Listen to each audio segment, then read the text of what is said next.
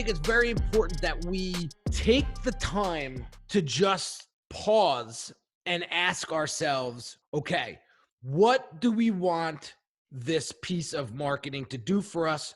Who is this piece of marketing for? And at the end of them reading, watching, so on and so forth, what do we want them to get out of this? What's in it for them that's going to help them say, this is the obvious choice for me. This is what's going to help me get me through this challenge or pain point. Without doing that work, you're going to struggle tremendously because it's going to be like throwing shit against the wall and seeing if it sticks. When you get really clear on who it's for, why they should care, and what's in it for them, you're going to win. Your marketing piece is going to be so much clearer than anything you've ever put out. And I just had a meeting with my team. We have meetings once a week. I just had a meeting with my team, and I said, I singled out two of my team members, and I said, the two of your responsibilities going forward will be to putting your ear up against the social media window and listening to what people want. Because the key is to give them what they want, not necessarily what they need. And you do this really well in your copywriting. When you're developing copy, you have a very keen sense into putting into words what your ideal customer wants. Because there's two very, very different tones of voice when you are speaking in each of those verticals. So here's a question from Tupravine, which I think is a good question. So how do I focus in on my niche from social media to know what people actually want? So I think what he's trying to say is, how do I use social media to find out what it is exactly my audience wants? I like going into private Facebook groups for one. That's where you can, I mean, if you have a general niche, and you're looking to specialize down, I mean, you have to have somewhere to begin, but, whatever the broad category is, you could go to private Facebook groups about and around that niche. One example I always use is that when I first started the immersion process, I had a client who had a rheumatoid arthritis program, and so I went into private Facebook groups just for people with rheumatoid arthritis, and I just started listening to how they talk, listen to them tell each other what they liked, what they didn't like, what they wish they had. Amazon book reviews, I love that. Go to books about a general niche topic. You can find a lot of specifics there if you go to the reviews and start watching what people are saying. I like this about this resource. I wish that they'd had that. I actually started putting it in my Google Calendar and blocking out 60 minutes of time of just eavesdropping on private Facebook groups, getting into Google reviews, getting into Amazon reviews, getting into just spying on what people are really, the feedback that you just mentioned, the conversations that are going on online, just listening and taking notes on what it is that these people are talking about, and then taking that and leveraging it in my marketing and talking about that, because next thing you know, you're going to get feedback on your posts like, wow, I needed this today. Wow. Yeah. How do you know that I was thinking about that? Well, because I'm taking notes and I'm paying attention to what you guys actually want, and I'm creating content around that, and then ultimately creating products around that people want to buy. And that is how I'm generating a shit ton of revenue with my audience. Yep. Is just putting exactly what they want in front of them and saying, here's the solution. I know why you're upset. I know what you're struggling with. Mhm. Make it happen. I'll throw in that it's a gradual process too. I mean, I didn't just wake up one day and went, this is my niche. It was more like chipping away marble to find out what the statue was inside. Yeah. And again, it comes with a lot of practice. It's paying attention to competitors, right? And seeing what they're doing, see what works for them, seeing what their audience is resonating with, and making that your own somehow, some way, right? That's what's going to help you. And again, I think it's the tools that we use as well, you know, on how to get these people into our world. No, I'm focusing a lot of time and effort and energy into text message marketing these days, because I feel like this is going to be the year that a lot of shifting is going to go on with email marketing to text message marketing. A lot of the bigger brands are getting into it. A lot of the smaller brands are getting into it. A lot of customers prefer it because it's right there. They click a link and they have the sales right in front of them, especially if you're retail, right? Or if you're selling any physical type of product. Like, man, text message marketing, you can't get more intimate than that. And on top of it, 9 times out of 10, they're going to open up a text message before they're going to open up an email. So it's very important that we start marketing with the times and moving with the times, because we're going to get left behind if we don't. We were talking about research and we were talking about digging into these rabbit holes. Right. I saw a quote the other day that really resonated with me. It said, the strategy and the discovery that you do prior to launching a marketing campaign or putting out a post or building a brand helps you avoid making bad decisions in the future. Yep. Such a simple concept, yet none of us do it. Yeah. It's exactly. I've had a discussion going on over on LinkedIn, and I revealed that, like, look, this is my number one copy hack, and I don't mind telling you this because basically none of y'all are going to know it. So, you know, and I revealed this. So it's like, simply put, I write a one-page journal entry from the perspective of the buyer. It is a game changer, but like, nobody will do it because, you know, again, the same thing. They won't put in this front end work to get better results on the back, because when you do that, my copy becomes a response to that journal entry, right? I'm just responding like a normal person would. And so the copy's natural. It's not salesy. It doesn't trip off triggers. It just creates a conversation that ends with them saying, yes, I'll take this offer. And, you know, not only that, but I won't feel remorse afterward. I won't feel pressured into it. You know, that way I'll stay. I'll buy it from you again. I'll refer my friends. I'll evangelize your brand. I'll think you're the greatest thing since sliced bread. Yeah. Because buying was my idea. Or you made me feel like it. Through the copy, we make them feel like buying's their idea.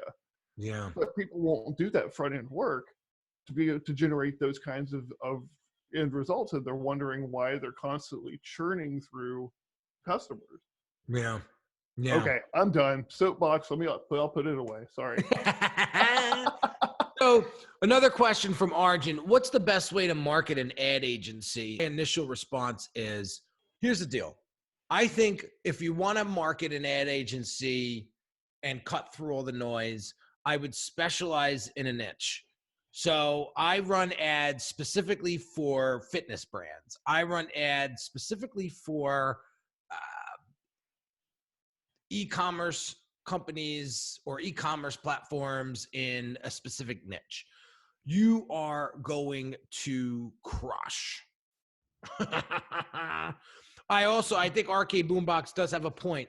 I think having great case studies. This is the results that we've created for XYZ customer. You know what? It's funny, Lee, you've trained me to do this. It's habitually where I won't create another 60-second video promo for one of my programs unless I have at least 2 testimonials in it. Nice. And so thank you so much for that, because it's really helpful. I don't create any sort of advertising promo videos anymore unless it has a minimum of 2 testimonials in it. So that's a great way, you know, to market an ad agency, is because people want to see the results that you're getting for your customers. Okay. Why do you think getting a niche is so important? What if you feel you want to pivot, since trendings and all change all the time? So even if you want to get into a niche, how do you evaluate? That's a good question. Krish, are you asking, you know, should I stay in this niche or should I pivot and move out of this niche because the trends are moving elsewhere? One thing I want to touch on is that building a strong personal brand allows you to pivot. So it makes it not as much about what you do, but who you are and what you represent. Because here's the thing. At this point, Henry or I could probably, Henry could take up alpaca farming, and, you know, he could probably leverage the notoriety he's built and get some people excited about alpaca farming. So, and by the way, you know, I'm struggling to picture Henry here in bib overalls with a, you know, Herding alpacas. herding alpacas. That would be amazing. But if he did it, I'm sure his personal brand would see him through it. And likewise, I've spent years with a lot of help from Henry, I will have to say, building and sculpting my own personal brand so that whatever the hell I decide to do, if I wake up one day and say, you know what, I'm sick of cop, what the hell are you doing? I'm trying to do my alpaca face. Did you ever see the faces that alpacas make? They got the funniest, like, F-U face ever. I guess I brought it up, so okay. Here's my point to that. You don't want to look like a jumper either. You don't want to look like a jumper either, because if you start bouncing around, people are going to be like, who are you? Like, like, are you another, like, you're going to be considered a gypsy. And that's not something that you want to do, especially when you're building a personal brand. You definitely want to be known for something. So my question for you, I think your name is Roy. Roy, what do you want to be known for? What are you really passionate about? And what do you want to be known for? And just wake up every single day and say, how can I become more known for X? And focus yourself around that. And I think you'll be able to make the pivots that you need, but you'll stay in an expert field. You'll stay in a particular field. Like, for example, you know, branding's my bread and butter. You know, digital marketing is sort of an arm. Social media marketing is an arm. Funnel building is an arm, right? But the core of it all is branding, right? And so, again, we're talking about creating marketing, and specifically, we're calling today's episode "What's in it for me" marketing, because that's the marketing that really, really works. So the suggestion that I have for any of you as I start to kind of wrap up here is, before you put out any piece of marketing content, the question should be, what's in it for them? What is in it for your ideal customer? So again, to recap, who are you serving? Like, who is this piece? Who is this product or service for? What is it going to do for them? Like, that's the real value. Like, why should they care, and what's in it for them? And then write the piece or create the piece around that. You know how many times I deleted Instagram posts because after I was about to push publish, I was like, this isn't helping anybody. Yeah. Yeah. And we're not alone in that. I've had that discussion with quite a few other people, and it just, once you become conscious of that, you start asking that question, then a lot of the crap content that you really shouldn't be putting out there and that's distracting your potential buyers, Really is. it's going to go where it should go, which is off into the ether. That's where most of my ideas belong too. Yeah. I come up with ideas all day long, and most of them are just total garbage. So Yeah. I mean, it's worth a second to ask yourself prior to publishing anything, prior to diving into anything, who is this for and what are they going to get out of it at the end of the day? And is it relevant to them? Is this what they really want? So again, doing that strategy work, doing that discovery work, doing that research prior to launch of anything is going to really help you avoid that horrible decision making in the future. That was something that Lee and I wanted to talk about today, because so many of us spend so much time, so much energy, so much money into marketing our business or trying to reach the right customers, and we're falling short because we're putting out what we think is cool, what we think they want to hear, and it's so far from what it is that they really want. I put an email out on Monday. I have about 7,900 people on my email list, and I just emailed them, subject line, how can I help you? mm-hmm. And I got back dozens of questions and comments like, here's where I'm struggling. I had guys say to me, how do I get old customers to pay my new rates? How do I take my passion for being a single mother, and I forget what exact niche she was in, but how do I monetize that? Right? I had question after question after question. And I'm like, this is what my audience is struggling with. So I need to provide product and service for them to solve that problem. And Right. so it sort of helps you. Now, make sure that it's not a one-off problem. If you get the same question over and over and over and again, chances are that's a product that must be made. If one person is struggling with one thing and like nobody else is really troubled by that, I wouldn't go into, creating this big course around it or Oh no, yeah. Make sure that it's a common problem, because if it is, chances are more people are going to buy it. Know your audience, know what's in it for them, put the right message in front of the right people, and the magic will happen. I mean, it sounds easy to say and it sounds very cliche, but if you think about it, it's not that hard. Like, why do you buy something? Why do you buy? Because you want it, right? If it's like a novelty piece, right? You just want it. Everybody doesn't need a Mercedes, but they want a Mercedes. Mm-hmm. Or maybe you're in dire straits because, it's in the middle of winter and your furnace blows. Right. Then you need it, right? So getting understanding of wants and needs and marketing I agree with you. I mean, the fear-based marketing is, starting to get played out a little bit. And I think if you really want to earn a lot of revenue in 2020, here's the key phrase.